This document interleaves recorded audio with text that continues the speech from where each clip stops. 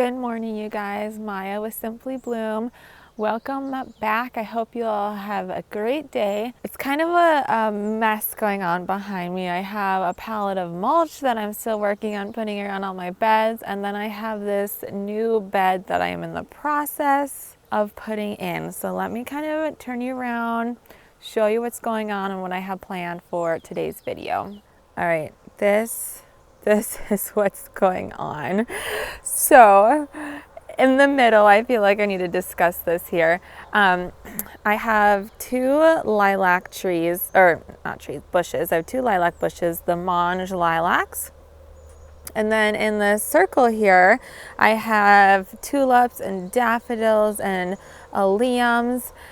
Now, what happened is life happened and I was busy on the rest of the garden, so I just didn't even bother weeding or anything like that. So all those weeds came back. I never even cut back my tulips, so there's dead foliage in there from the tulips. And then my husband went and he saw all these 4-inch perennials.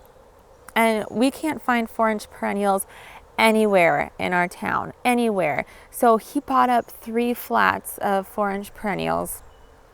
And I was like, you know what, why don't we kind of decorate this area? And I was going to work on weeding this area before doing the video so it looked better. I was going to weed it and mulch it so it looked better. But I have to get these plants in the grounds. So I was like, you know what, I'm just going to do the video, plant, and then weed at the end, and it will be a magical transformation. So I think what I'm going to do is set you guys up. I'm just going to get to planting, and then I will kind of give you a tour and walk through all the different plants at the end. So let's go.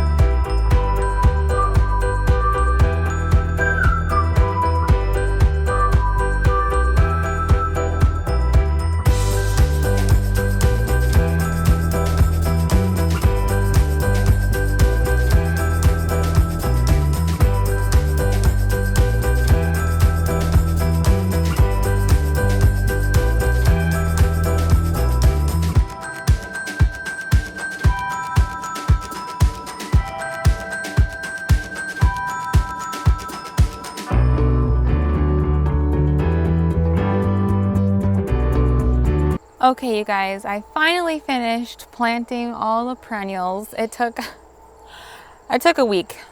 to get it done because I only had a few minutes here, a few minutes there. I'd run out, plant a few things, then go back to whatever I needed to do, either with kids or work or whatever. But it is done. There's a lot of things that I want to change a little bit, and I'll kind of walk you through that. But I left it like this for a reason, so I can show you it's there. Let me explain. Okay, this is what we have. Excuse the mess along the outside. As I was planting, I just threw all the pots and cardboard along the outside. You can see piles of cardboard. I'm gonna rake up all the pots I need to clean, but I'm trying to beat the sun. So right now, most of it's in the shade, and I think the plants show up better in the shade versus the sun. So when I'm done showing you everything, I'll go through and clean everything up along the outside. But I ended up planting perennials all around the outside, and then I planted dianthus, which is kind of a perennial here. It lasts about 2 to 3 years. By the 3rd year, it's pretty much fizzled out. It desperately needs to get cut back. Really, really bad. It was in the containers way too long. It was in little 8-pack containers, major root bound. I don't know if some of these will make it or not, but they need to get cut back. But I left them big just so I could kind of show you where they are, because once I cut them back, I feel like it'll be kind of hard to see.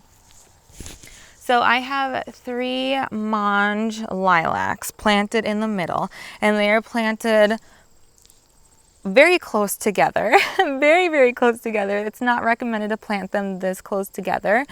My idea is, well, my husband just wants it to turn into a massive bush, like let all the suckers and everything come up and just turn into a massive bush. Me, I want to prune it so it's kind of tree form, you know, so we're gonna have like 3 trunks, and then it'll just go into this big canopy of blooms. But I love mange.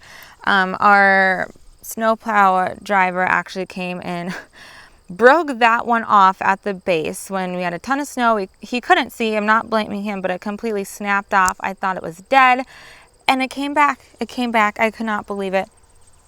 Okay, so I just kind of want to walk through what I did here. So there's sections. There's 7 sections, I believe, and each section repeats itself.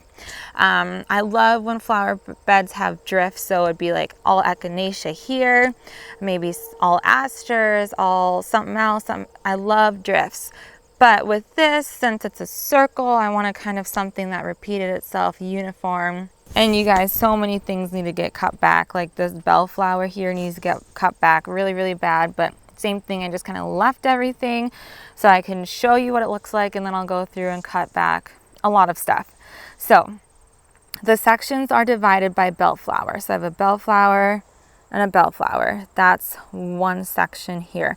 So between every bellflower, it repeats a section. So like I said, I'm just going to go through one section, kind of show you what it is, and just know that that repeats itself.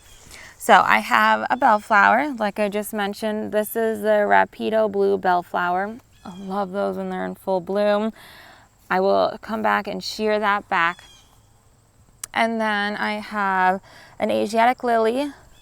I'm not sure the variety. It was just a yellow one that I picked up earlier this year. And then I have an aster. I don't know, purple dome aster. Needs to get deadheaded, oh my goodness. Maybe I should just have a maintenance day and then show you guys, but that's okay. And then I have lupin right here. And this is a mix. Here's the tag, popsicle mix lupin. And you guys, I'm actually letting the lupins go to seed because I want to gather the seeds. So that's why this one looks horrible. Let me show you a better lupin. It's in the sun now, but so this is a popsicle mix. Look how beautiful that is. It's hard to see in the sun, but you have the light purple outer, or the light pink outer flower, and then like the deep burgundy pink, I guess. And that's the popsicle mix. Between the bellflower, it's bellflower, lily, aster, lupin, and that just repeats itself all the way around. And then the next layer in, I have echinacea. So I just have echinacea, echinacea, echinacea, echinacea, and it repeats itself all the way around the loop. I have 3 different kinds of echinacea that I planted. I have a white Prima Donna white, a Powwow Wildberry, and Cheyenne Spirit, and that just kind of alternates all the way around. I only have 2 Cheyenne Spirits, so then it alternates the Powwow Wildberry and the white, and it's Wildberry white, and then I threw in 2 Cheyenne Spirits on opposite sides of the circle. So that's the middle layer, just all the way around Echinacea. And then the inside layer, all the way around here, I have Sedum, Autumn Joy Sedum. You can see this Autumn Joy Sedum, this beautiful blooms. Oh my goodness, I saw someone use this in a cut flower arrangement the other day. I never would have even thought to use sedum in a cut flower arrangement, but it looked beautiful. And then next to it, I have Jacob Klein Bee Balm or Monarda. And that alternates with the Autumn Joy Sedum. And then, like I said, I had all these dianthus left over just sitting in their 8-packs dying. So I'm like, you know what? I'm just going to plant that around there in the loop. And I thought about going in a little bit, but actually, I can't remember if I told you this when I did the intro, but this little circle around the lilacs are loaded with bulbs, tulip bulbs and daffodil bulbs. And I didn't want to risk hitting any bulb, which, you know, no big deal. I would have just replanted the bulb. But I knew if I went slightly more on the outside of the circle that was there covered by weeds, then I would miss all the bulbs, which I did. I hit one, which, you know, I just scooted it away a few inches and it was fine. But that is that, and I cannot wait to see how this grows. So that is it for this video. Thank you so much for joining me. It looks like kind of a hot mess right now. I'm gonna go through, cut everything back, clean up all the pots and the cardboard around me, but I just really wanted to finish this video and get it up for you guys, and then I will work on the cleanup. So thank you so much for watching. Please stay tuned because it looks okay now, but next year, when things really start to grow in and fill in, this is going to be stunning. I can see it now. You just have to visualize it because these were all 4-inch perennials. Small, tiny, struggling because it's so late in the season and they were stuck in their 4-inch cans all season. But please stay tuned for next year and future videos coming out. But thank you so much for joining me, and I will see you next time. Bye.